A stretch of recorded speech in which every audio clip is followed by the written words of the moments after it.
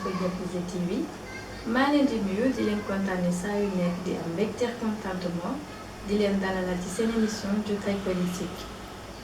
politique comme ni ñu ko baaxoo di defee chaque fois ñuy invité ay responsable politique tey nag ñoo ngi dem fii di Kër Massar Nord suñu invité doon Ahmadou Bamba Dieng Ahmadou Bamba ñu ngi lay nuyu bàyyi la nga nuyante mbokku téléspectateurs yi ñuy seetaan. salaamaaleykum waa Jokko TV maa ngi leen di nuyu di rafetlu seen déplacement di nuyu tamit internet yi nga xam ne ñoo ngi seetaan waaw di leen jaajëfal.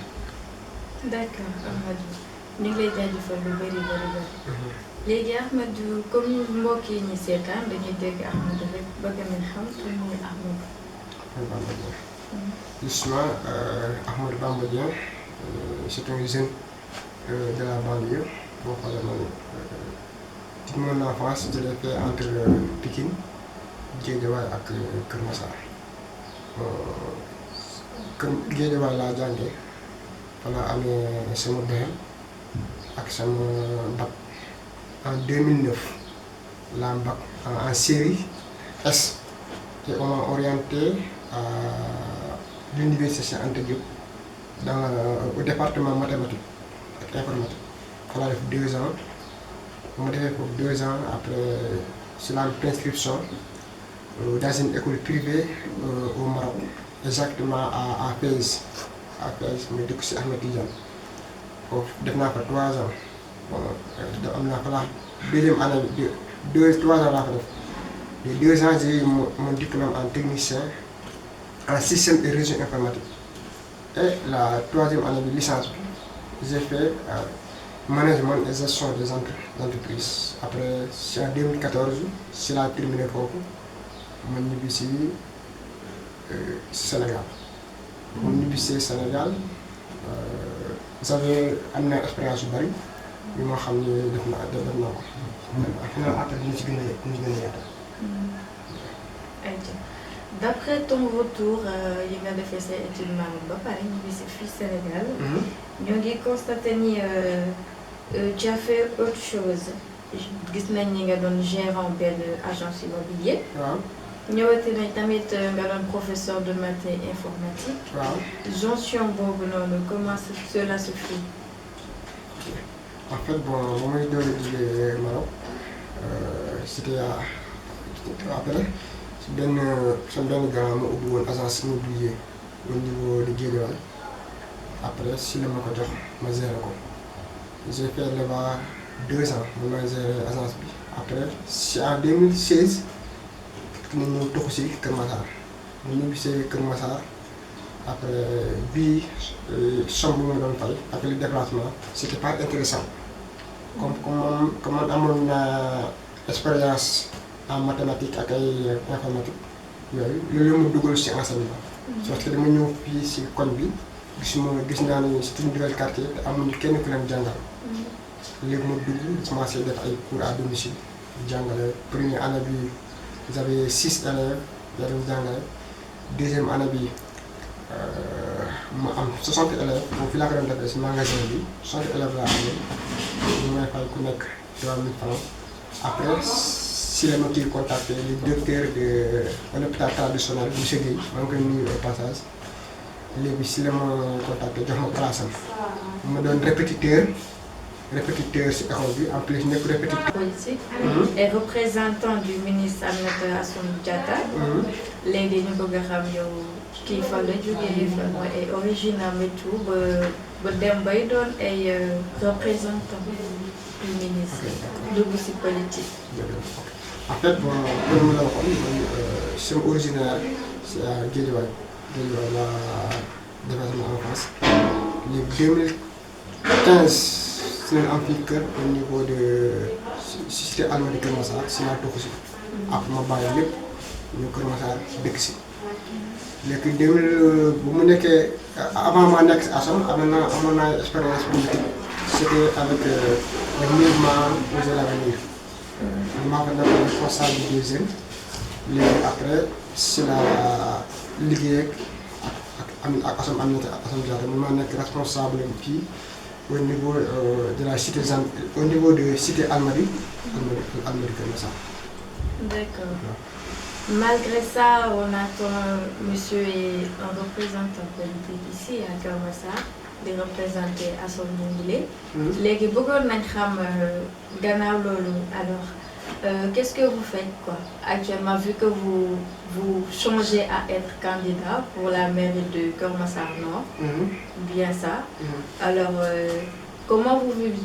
y prenez nan ngeen koy jàppee pour commencer loolu. ñu ngi koy jàppale quoi. pour promouvoir politique boobu ngeen di def. boo xoolee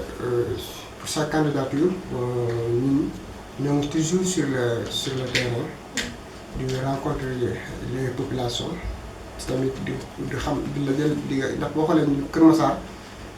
dafa doon quartier dafa doon kii boo xam ne kii bi yaatu la am na plusieurs quartiers. boo xoolee quartier bi nekk ñun am na fa ay représentants dañ fay dem. di leen seen saafara seen problème en plus tamit ci côté kii bi boo xoolee côté des chefs de quartier yi. boo xoolee su regardé au niveau de Kër Massar chefs de quartier yi nekk Kër Massar yëpp madame le ministre boo xoolee prendre na leen en charge dugal na da leen enrôler sur kii CMU bi ci CMU bi léegi ñoom dañuy faju gratuitement. surtout les hôpitaux yi nga xam ne ñoo nekk fii au niveau de Kër Massar au niveau du Sénégal. loolu mooy kii boo xam ne def na ko en plus tamit wàllu ndox mi gis ngeen ko tamit. wàllu ndox mi jënd na ay pompes yu bari jox ko ñi nga xam ne ñoo ko yelloo. pour faire comme ça pour dimbali leen seen ndox mais nekkul ren nañ ko commencé nañ ko depuis avant nekkul bi may première fois. xanaa bi mooy deuxième wala troisième fois ñu koy def chaque année on avait dañuy sollicité wu si loolu comme ça ñu ñuy jàppale leen parce que te yàlla tax quoi. wax boo xoolee lu tax ñu bari xamuñu ko tax parce que ñun bu ñuy jàppalee nit ñi ci nouveau média. dañuy dem defar leen te yàlla tax mosoo ko gis si benn télé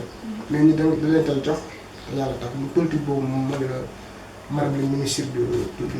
d'accord. waaw léegi foo tourné ñooy gis les assomistes ngay dégg fu ne ci Kër Massar Nord surtout. léegi ñu bëggoon a xam ñoo ngi dégg le mot muy def ay actions et tout mais bëgg nañ xam tamit kan mooy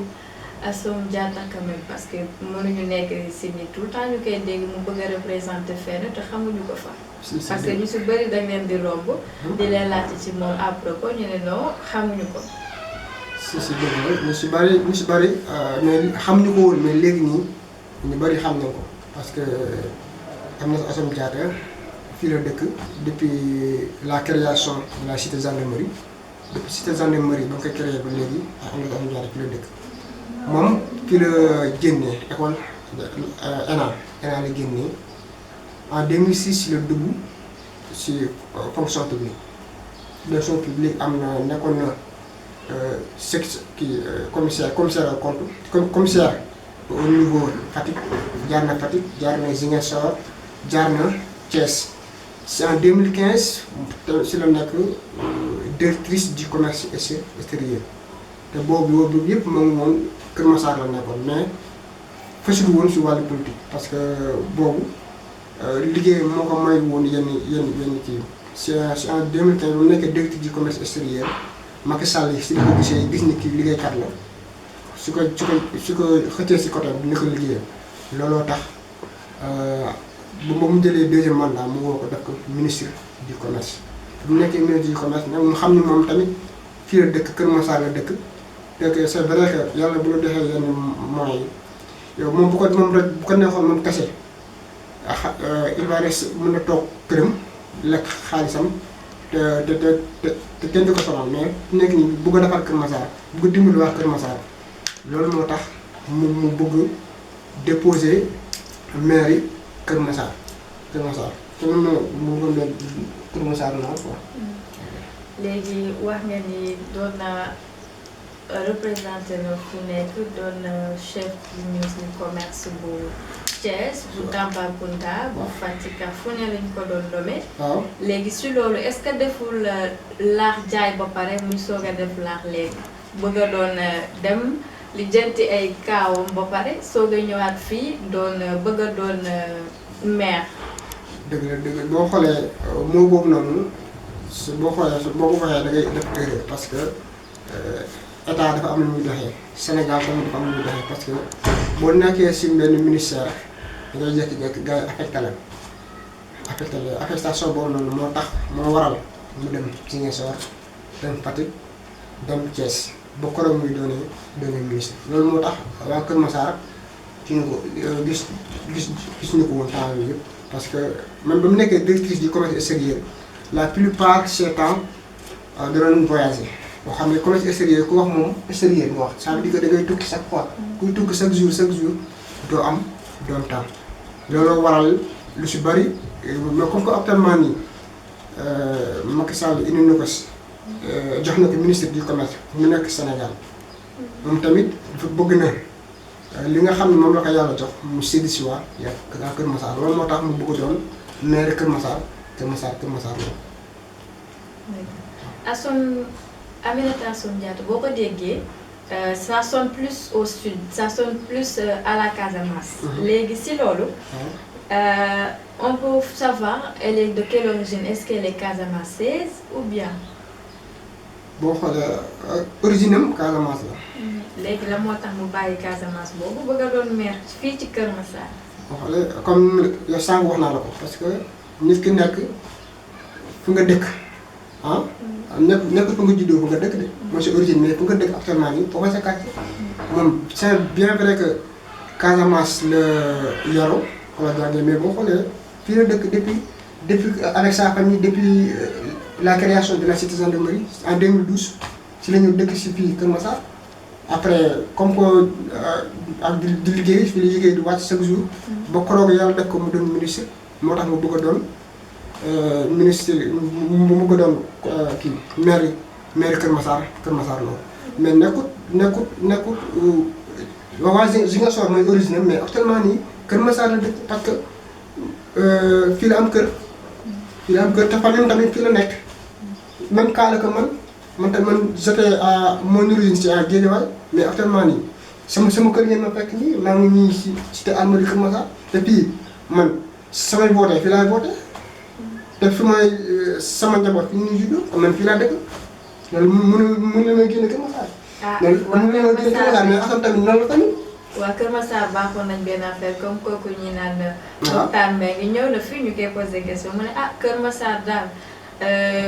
population Kër Massar ki ñuy voté mooy koo xamante ne Kër Massar fii la nekk typiquement Kër Massarien la fii la nekk fii la juddoo fii la màgg fii la yaroo ku ñu xam daal kooku la ñuy voté kon na ñi nga xam ne dañoo ñëw toxu Kër Massar soit ñu jógee feneen ñëw fii amuñu benn chance pour gagner. loolu waxu politicien la boo xoolee Matar Mbengue ak Moustapha Mbengue ñoom ñoo gën a xam ñun ñoo gën a xam Assome ñun xam nañu Assome du yàgg c'est que élection yi jege nii rek xool ku nekk da ngay def ci stratégie politique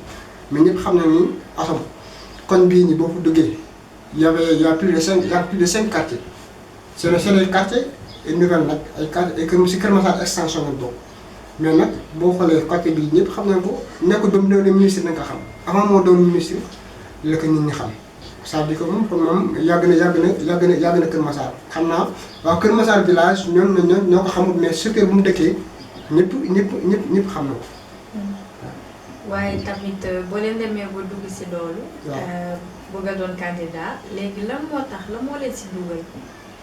waaw li ma la waxee lu mu si dugal mais c'est pas son intérêt personnel mais c'est l'intérêt de Kër Massar parce que moom. mais non xaaral nit boo demee ba dugg si benn affaire. Si ça t'intéresse pas, tu n'allais pas le faire.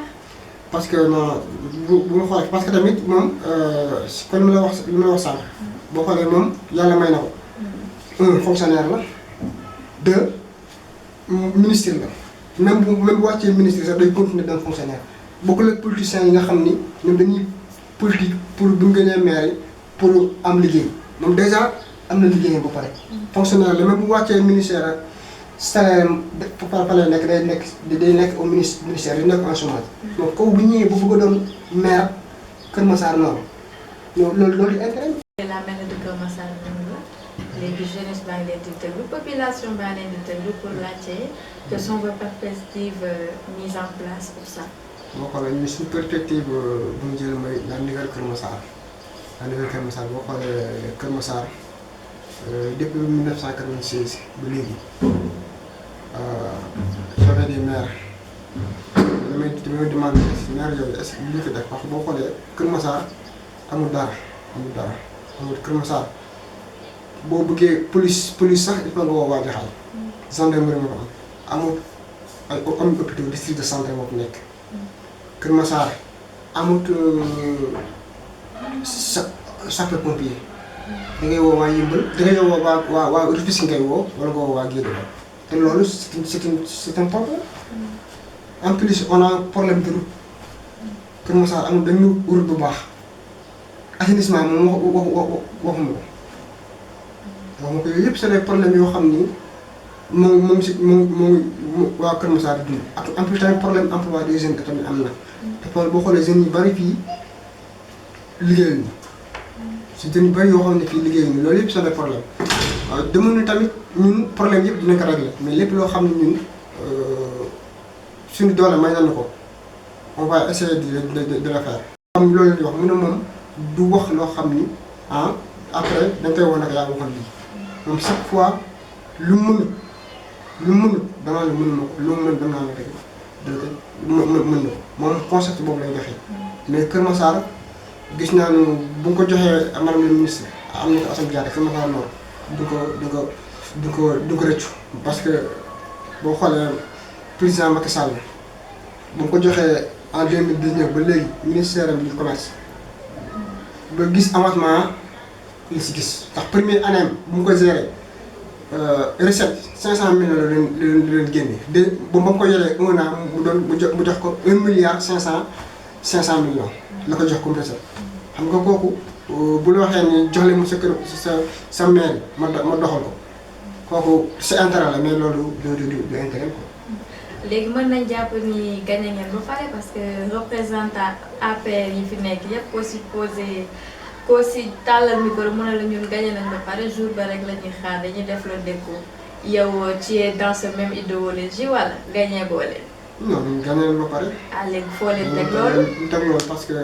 dem nañ xam nañ liggéey moo xam ne